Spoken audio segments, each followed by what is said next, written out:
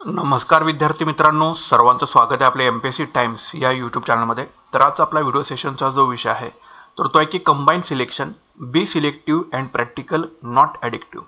तर अशा स्वरूपामधला आपला जो आहे तो आजचा जो आहे तो विषय जो आहे तो होणार आहे। ठीक आहे, जर तुमचं कंबाईनच्या गटबला थोडासा स्कोर कमी असेल, ठीक आहे, किंवा इथून पुढच्या जर तुम्ही कंबाईनच्या परीक्षा जर देणार असाल तर त्याच्या संदर्भामधला आपला हा व्हिडिओ असेल। ठीक आहे, तर थोडासा मोटिवेशनल कॉज किंवा जे रियालिटी आहे त्याला आपण कन्सिडर करून या व्हिडिओमध्ये ज्या काही गोष्टी तुमच्याशी मी डिस्कस करणार आहे त्या तुम्ही केअरफुली ऐका आणि त्या तुम्ही इम्प्लिमेंट करायचा सर्वांनी 100% प्रयत्न जो आहे तो करायचा आहे। चॅनलवरती नवीन असाल तर नक्कीच चॅनल आपलं सर्वांनी सबस्क्राईब करून घ्या, व्हिडिओला लाईक करायला विसरू नका। ठीक आहे, तर काही जी हार्श रियालिटी आहे ती मी या व्हिडिओच्या माध्यमातून जे आहे ते तुमच्याशी बोलणार आहे, त्याच्यामुळे कोणाला वाईट वाटू शकतं। ठीक आहे, मात्र ते तुम्ही ॲज अ प्रॅक्टिकल म्हणून एक्झाम्पल तुम्ही तुमच्या स्वतःवरती घेऊन तुम्ही त्यातून पुढे जाण्याचा मार्ग जो आहे तो सर्वांनी करायचा आहे। तर आता सुरुवात करूया।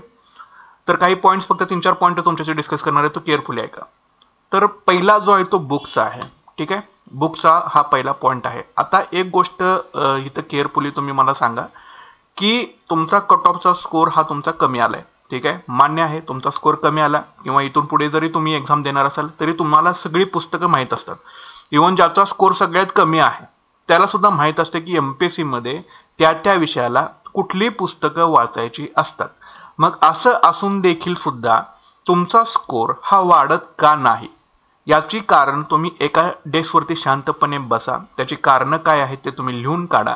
एक म्हणजे ते पुस्तक तुम्ही किती वेळा वाचलेलं आहे, एक चॅप्टर तुम्ही किती वेळा रीड केलेला आहे याचं तुम्ही एखादी इंडेक्स बनवा। त्या पुस्तकाला तुम्ही प्रॉपर न्याय दिलेला आहे का हे एकदा तुम्ही चेक करा। किंवा असं सुद्धा कधी कधी होतं की एखाद्यानं मला सांगितलं की बाबा हिस्ट्रीला हे पुस्तक वाच।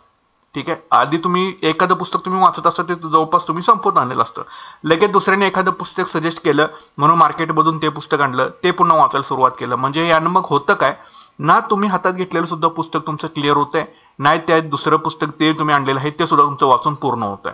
मग याने तुमचा अभ्यास सुद्धा होत नाही, तर पीवायक्यू सोडवायचे तर लांबच राहिले। याने तुमचा ना अभ्यास होणार ना तुमच्या उजळणी प्रॉपर होणार। ठीक आहे, त्याच्यामुळं पुस्तकाचे जे आहे ते पुस्तकांचं सिलेक्शन जे आहे, बी सिलेक्टिव्ह कशासाठी म्हटलं मी त्यासाठीच म्हटलं, पुस्तकांचं सिलेक्शन जे आहे हे एकदाच प्रॉपर करून घ्यायचं आणि तेच पुस्तक सतत 3 ते 4 वेळा ते पुस्तक तुमचं वाचून व्हायला पाहिजे। ठीक आहे, लक्षात घ्या, केअरफुली लक्षात घ्यायचं। आणि त्यामधून आयोगाने कशा पद्धतीने त्या चॅप्टरवरती प्रश्न विचारलेला आहे याचे कारण मी मांस जे आहे ते तुम्हाला करायचे आहे। मात्र त्यासाठी पुस्तकाचा चॅप्टर केअरफुली वाचणं, लाईन टू लाईन व्यवस्थित जरा समजावून घेणं, सगळ्याच लाईन महत्त्वाच्या नसतात, हे तुम्हाला जसं वाचून 1-2-3 वेळाचं चॅप्टर रीडिंग होईल त्यावेळी तुम्हाला समजेल की याच्यामधून काय महत्त्वाचं आहे। त्याच्यानंतर पीवायक्यू बघितल्यानंतर अजून तो चॅप्टर आपल्या चांगल्या पद्धतीने क्लिअर होतो। त्याच्यामुळं बुक्सच्या बाबतीमध्ये जरी तुमचा स्कोर कमी असेल तरी सुद्धा तुम्हाला सुद्धा माहिती आहे की हिस्ट्रीला समाधान महाजन वाचायचं आहे, पॉलिटीला कोळंबेंचं वापरायचं, इकॉनॉमिक्सला कोळंबेचं वापरा, देसलेंचं तुम्ही भाग 1 वापरत असाल। ठीक आहे, जॉग्राफीला सौदींचं वापरत असाल, करंट अफेअर्सला सिम्प्लिफाईड वगैरे तुम्ही वापरत असाल, जे सगळे जे वापरतात तेच तुम्ही वापरतात, तरी सुद्धा तुमचा स्कोर कमी का होतो, कारण तुम्ही ते पुस्तक कम्प्लिटली वाचन तुमचं झालेलं नाही, त्याच्या उजळणी प्रॉपर बसलेल्या नाहीत। ठीक आहे, आणि त्याच्यावरची तुम्ही पीवायक्यूची प्रॅक्टिस केलेली नाही। त्याच्यामुळे इथून पुढे रियालिटी चेक करून तुम्हाला जे काही तुमचे सोर्सेस असतील ते फिक्स ठेवा, काही झालं तरी सोर्सेस बदलायचे नाहीत आणि त्याची सतत उजळणी जी आहे ही तुम्हाला करायची आहे, तरच तुम्ही या कंबाईनची लवकरात लवकर एखादी पोस्ट काढून बाहेर पडू शकता, नाहीतर मग याच्यामध्ये सगळं तुम्ही खेळत बसू शकता। ठीक आहे, तर हा झाला पहिला पॉईंट झाला। दुसरा पॉईंट आहे की पीवायक्यू। पीवायक्यूची प्रॅक्टिस जर तुमची मगाशीच म्हटलं की जर तुमचे बुक्सच व्यवस्थित रीड झालेले नसतील, 3 ते 4 वेळा जर एखादं पुस्तक जर तुमचं वाचूनच झालेलं नसेल तर पीवायक्यूची प्रॅक्टिस तर लांबच राहिली। ठीक आहे, तर त्याच्यामुळे सुद्धा होतं काय की पीवायक्यूची प्रॅक्टिस नसल्यामुळे आयोगाच कशा प्रकारे प्रश्न विचारतं हे आपल्याला काहीच माहीत नसतं। भले तुम्ही पुस्तक जर वाचलेलं असेल पण पीवायक्यूची प्रॅक्टिसच केलेली नसेल तरी सुद्धा तुम्हाला परीक्षेमध्ये तुम्ही गोंधळलेले राहणार, 2 पर्यायामध्ये कन्फ्युजन राहणार, कारण एक तर उजळणी तुमची बसलेली नसते आणि पीवायक्यूची प्रॅक्टिस मग मॅथ्स रिजनिंगची जर नसेल तर तिथं तुम्हाला परीक्षेमध्ये वेळ पुरणार नाही। ठीक आहे, मग तुमचे मार्क्स निगेटिव्हमध्ये जातात आणि पुन्हा तुम्ही कट ऑफच्या लाईनच्या कुठेतरी मागे फेकले जाता। त्याच्यामुळे पीवायक्यूची प्रॅक्टिस सुद्धा करणं कंपल्सरी आहे। एका चॅप्टरवरचे आयोगाने विचारलेले सुद्धा प्रश्न सोडवा, ज्या क्लासच्या तुम्हाला टेस्ट पेपर मिळतील त्या टेस्ट पेपर घेऊन ते सुद्धा सोडवा। शेवटी केलेला अभ्यास कुठेच वाया जाणार नाही, लक्षात ठेवायचं आहे। त्याच्यामुळे जास्तीत जास्त पीवायक्यूची प्रॅक्टिस कराल आणि एखादंच पुस्तक कुठलं तरी घ्या, उगाच 1000 ते गोळा करत बसू नका। ठीक आहे, त्याच्यामुळे व्यवस्थित सिस्टमॅटिक पद्धतीने जर गेला 100% तुम्हाला कंबाईनमधून एखादी तरी पोस्ट जी आहे ती मिळून जाईल। त्याच्यामुळे लवकरात लवकर चुका सुधारण्याचा प्रयत्न सर्वांनी करायचा आहे। तिसरा आहे ड्रीम्स. काही जणांना असं वाटतं की मी MPSC करतोय म्हणजे फार मोठं करतोय, या आविर्भावामध्येच त्यांची वर्ष निघून जातात. ठीक आहे, तर रियालिटी चेक एकदा तुम्ही स्वतःला देऊन बघा, तुमचं वय कुठं आहे आणि तुम्ही अजून किती मागे आहात रेसच्या, तुमचा स्कोर किती आहे, ह्या एकदा रियालिटी चेक प्रॅक्टिकली ग्राउंड लेवलवरती एकदा येऊन विचार करा. नुसतं MPSC करतोय म्हणजे तुम्ही कलेक्टर, उपजिल्हाधिकारी, तहसीलदार झालेले नाही, तर त्यासाठी तुम्हाला कष्ट हे प्रामाणिकपणे करावेच लागतील. तुमच्या चुका शोधणं हे तुम्हालाच करावं लागेल. आम्ही फक्त व्हिडिओ बनवून सांगू शकतो की हे चुकते ते चुकते, पण रियालिटीमध्ये बसून प्रॅक्टिकली वर्क हे तुम्हाला करायचं आहे. लक्षात घ्या, जोपर्यंत तुम्ही स्वतःहून अभ्यास करणार नाही तोपर्यंत तुम्ही स्वतःला जोपर्यंत सिद्ध करत नाही, तुम्ही जोपर्यंत पोस्ट काढत नाही, तोपर्यंत जे वर्ल्ड असतं, जे जग आहे, हे तुम्हाला जे आहे ते रिस्पेक्टफुली नजरेने जे बघणं म्हणतो आपण त्याला, किंवा स्वतःला सिद्ध केल्यानंतर दुसऱ्यांच्या नजरेमध्ये जो रिस्पेक्ट असतो हा तुम्हाला मिळणार नाही. त्यासाठी या स्वप्नाच्या दुनियेतून कुठेतरी बाहेर या आणि रियालिटी चेक ठेवून स्वतःला एकदा फाइंड आउट करा की आपण कुठे आहोत अजून. आणि चौथं म्हणजे ॲक्शन आहे. जोपर्यंत तुम्ही ॲक्शन घेत नाही, नुसते स्वप्न बघून उपयोग नाही, तर तुम्हाला काहीतरी ॲक्शन घ्यावी लागेल, तुम्हाला काहीतरी नियोजन बनवावं लागेल. आता मी कालच एक व्हिडिओ बनवलेला होता, त्याच्यामध्ये मी ऑलरेडी सांगितलेलं आहे की कशा पद्धतीने तुम्हाला दिवसाचं नियोजन जे आहे ते करायचं आहे. तुम्ही कालचा व्हिडिओ बघितलं तर बघून घ्या, सगळ्या व्हिडिओमधून तुम्हाला काही ना काहीतरी आउटपुट तुम्हाला मिळून जाईल.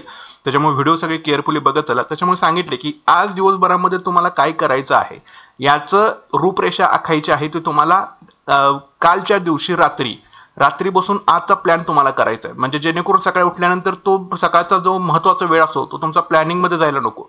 त्याच्यामुळे ॲक्शन जी घ्यायची आहे तुम्हाला आज, ती तुम्हाला कालच्या दिवशी रात्री तुमचं एका पेपरवरती रेडी पाहिजे. लक्षात घ्या, आणि आजचं काम पूर्ण झालं, उद्याची ॲक्शन घ्यायची ती आज रात्री पूर्ण पाहिजे. यासाठी ॲक्शनेबल तुम्हाला जे आहे ते बनलं पाहिजे.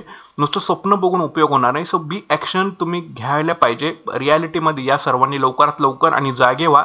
1-2 वर्षामध्ये पोस्ट काढून यातून निघून जा, नाही तर याच्यामध्ये जर अडकत बसला अशीच वर्ष निघून जातात, कधी वय गेलेलं समजत नाही, नंतर पुन्हा खूप प्रेशर तुम्हाला यायला चालू होईल.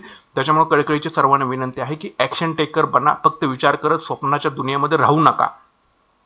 आणि 5वं आहे प्रॅक्टिस करा. जितके जास्त प्रॅक्टिस कराल तितकं जास्त तुमची रिव्हिजन होईल. मग ती PYQची प्रॅक्टिस असेल, बुक रिडिंग असेल, महत्त्वाचे पॉईंटचे नोट्स काढणं असेल, ठीक आहे, मॅथ्स रिझनिंगची प्रॅक्टिस असेल. जितके जास्त प्रॅक्टिस करता येईल तितके जास्त तुम्ही MCQची प्रॅक्टिस करा, पुस्तकाची प्रॅक्टिस करा, हायलाईट करा पॉईंट्सला. पण तो इतक्या वेळात त्याची उजळणी व्हायला पाहिजे की परीक्षेमध्ये प्रश्न आला की तो सुटायलाच पाहिजे तुम्हाला. लक्षात घ्या, इतकी जास्त तुमची प्रॅक्टिस असली पाहिजे. आणि त्याच टाईपचे पॅटर्नमध्ये प्रश्न आयोग विचारतं, मात्र तुमचा पॅटर्न हा कोणता आहे ते तुम्हालाच माहिती आहे. तो तुम्हाला फाइंड आउट करणं आता गरजेचं आहे. आयोगाच्या पॅटर्नशी तुम्हाला मेथड होतं घेणं गरजेचं आहे. तरच तुमची प्रॅक्टिस प्रॉपरली होईल आणि लवकरात लवकर तुम्हाला एखादी पोस्ट मिळून तुमचं लाईफ जे आहे ते स्टेबल होईल. तर सांगितलेले पॉईंट सर्वांनी केअरफुली लक्षात घ्या. त्याच्यामुळे इथून पुढे तुम्हाला बी सिलेक्टिव्ह व्हायचं आहे, बी प्रॅक्टिकल बनायचं आहे. ॲडिक्टिव्ह तुम्हाला राहायचं नाही की मी फक्त MPSCच करतोय. आणि काही जणांना हेच जग चांगलं वाटायला लागतं, मी फक्त MPSC करतोय. त्यातून काहीतरी आउटपुट येणं बाहेर फार गरजेचं आहे. नाहीतर नुसता MPSC करत बसलो आणि वय गेलं, सगळं गेलं, नंतर मग कुठेतरी प्रायव्हेटमध्ये ज्यावेळी तुम्ही जॉबला जाल त्यावेळी तुम्हाला वाटेल की आपण फार मोठी चूक केलेली आहे. व्यवस्थित जर त्याच वेळेला माझ्या झालेल्या चुका जर मी व्यवस्थित सांभाळल्या असत्या तर आज माझ्यावर ही वेळ आली नसती. त्याच्यामुळे लवकरात लवकर सर्वांनी जागे व्हा, रियालिटीमध्ये या आणि ॲक्शन घेऊन प्रॅक्टिस करायला सुरुवात करा. डेफिनेटली एखादी तरी पोस्ट तुम्हाला मिळून जाईल. नक्कीच आपलं चॅनल सर्वांनी सबस्क्राईब करून घ्या, व्हिडिओ लाईक करा, शेअर करायला विसरू नका. भेटूयात पुढच्या व्हिडिओ सेशनमध्ये. Thanks for watching guys and all the best.